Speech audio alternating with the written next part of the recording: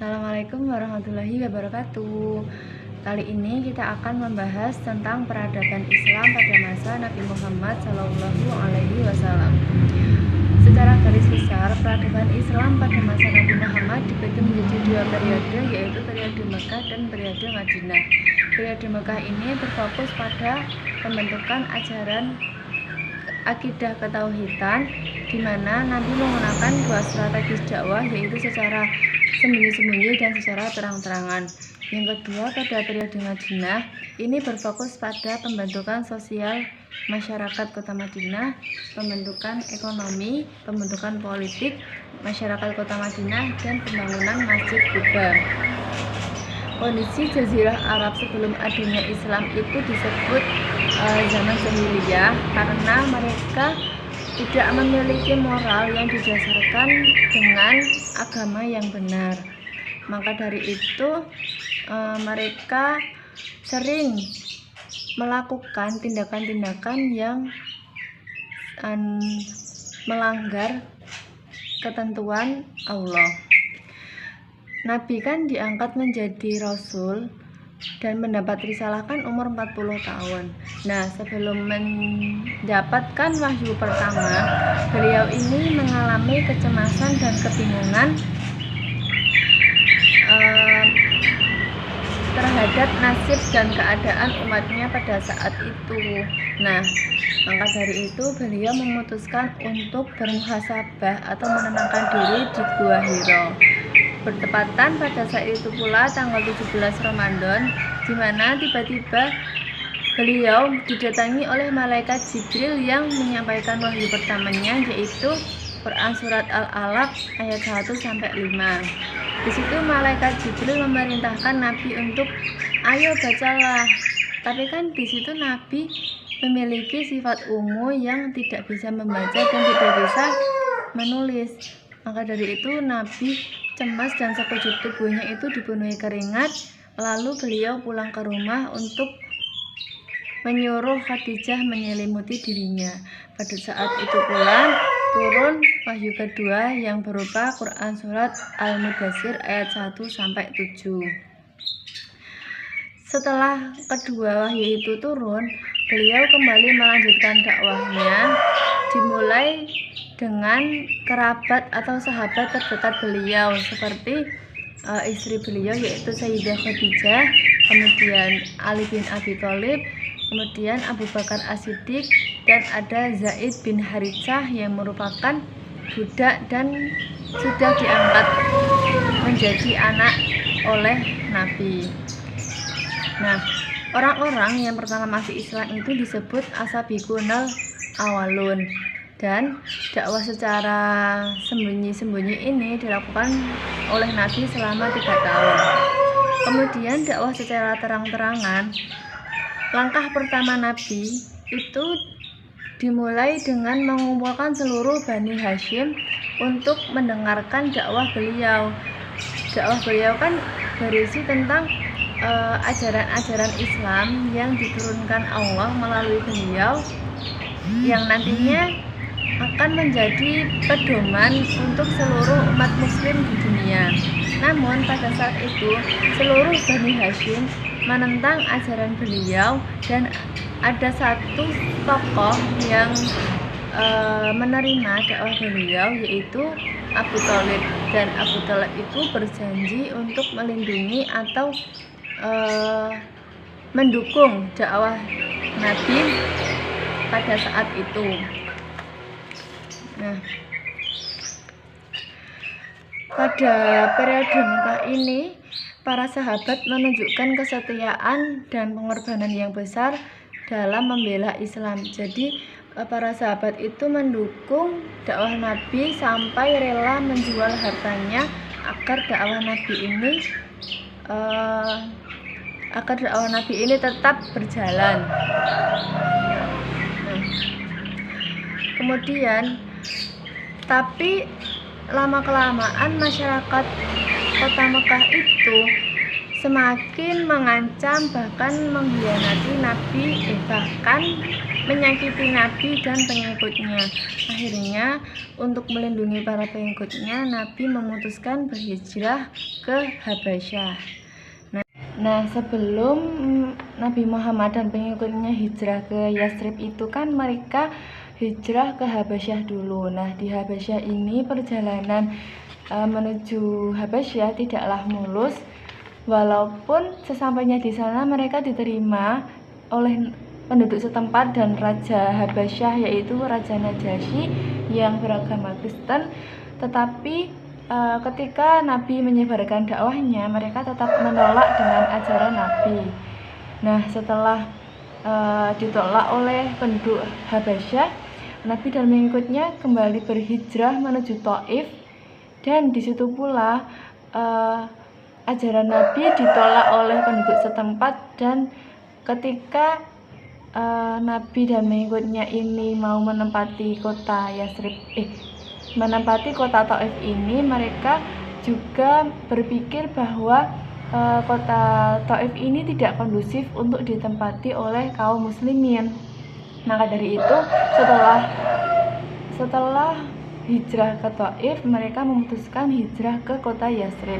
Nah, sebelum memasuki wilayah Yasrib ini, mereka bertemu dengan segelomboran masyarakat dari suku Khazraj yang berada di Aqabah. Aqabah itu berada di antara kota Mina dan kota Mekah, yang kemudian penduduk atau suku Khazraj ini menyeru kepada penduduk Yasrib bahwa kita akan kedatangan Nabi atau tamu yang agung.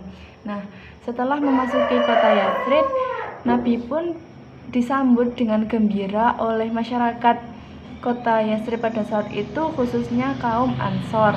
Nah, dan saat itu pula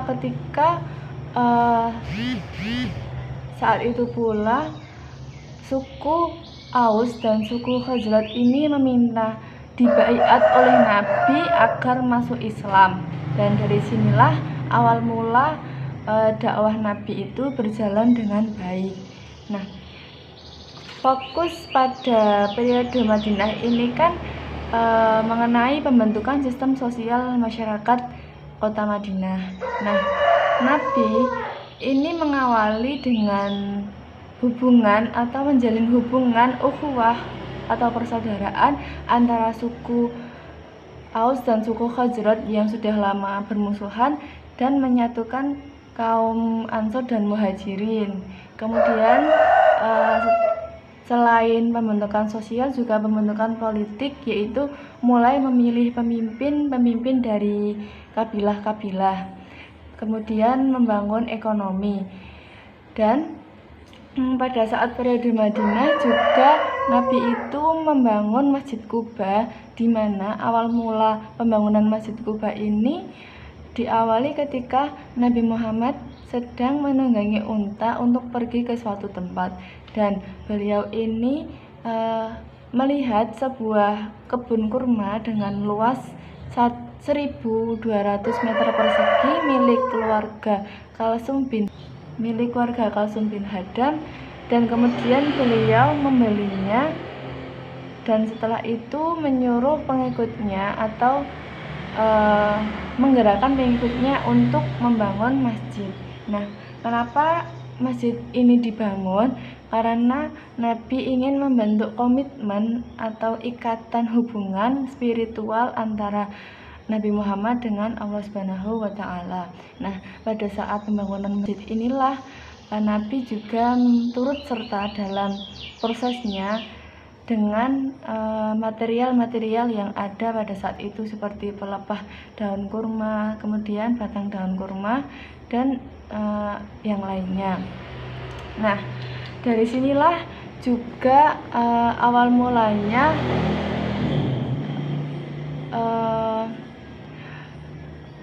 Madinah atau Yasrib itu berganti nama dengan sebutan Madinah Al-Munawwarah. Bertepatan pula setelah pembangunan masjid itu, Rasulullah memasuki pernikahannya bersama Siti Aisyah pada bulan Syawal, dan seluruh aktivitas masyarakat Madinah itu dapat dilakukan dengan baik karena pembangunan masjid tersebut sudah selesai. Nah, FYI kita flashback ke periode Mekah. Jadi ketika Nabi itu sudah keluar atau sedang menuju perjalanan ke Madinah, beliau ini mengalami peristiwa kesedihan di mana beliau ini ditinggal wafat oleh Siti Khadijah dan Abu Thalib selaku pamannya yang mendukung dakwah beliau ini meninggal secara bersamaan, atau kalau enggak itu berjarak 3 hari.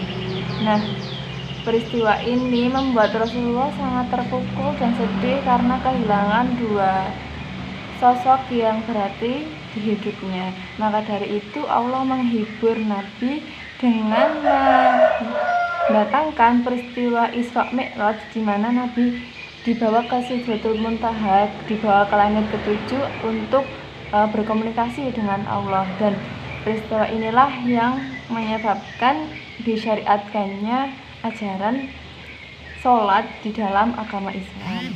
Nah, kembali lagi ke periode Madinah ini. Nah, di periode Madinah ini dakwah Nabi itu berjalan dengan baik, namun ada beberapa peperangan yang bertujuan untuk menghancurkan kaum muslimin yang saat itu sedang kondisinya baik. Nah, beberapa perang itu diantaranya perang Badar, perang Khandaq, perang Tabuk, dan perang Khaybar. Nah, peperangan ini menghasilkan Piagam Madinah, yang Piagam Madinah ini nantinya merupakan awal mula terbentuknya negara Islam di kota Madinah.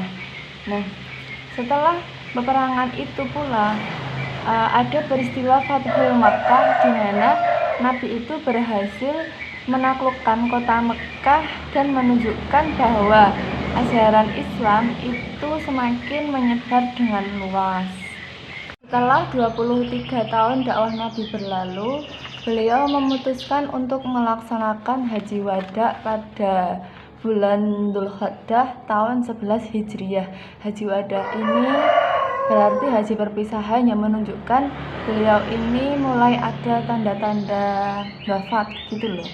Nah, akhirnya Nabi wafat pada tanggal 12 Rabiul Awal tahun 11 Hijriah di Madinah, tepatnya di rumah Siti Aisyah karena sakit yang selama ini beliau derita.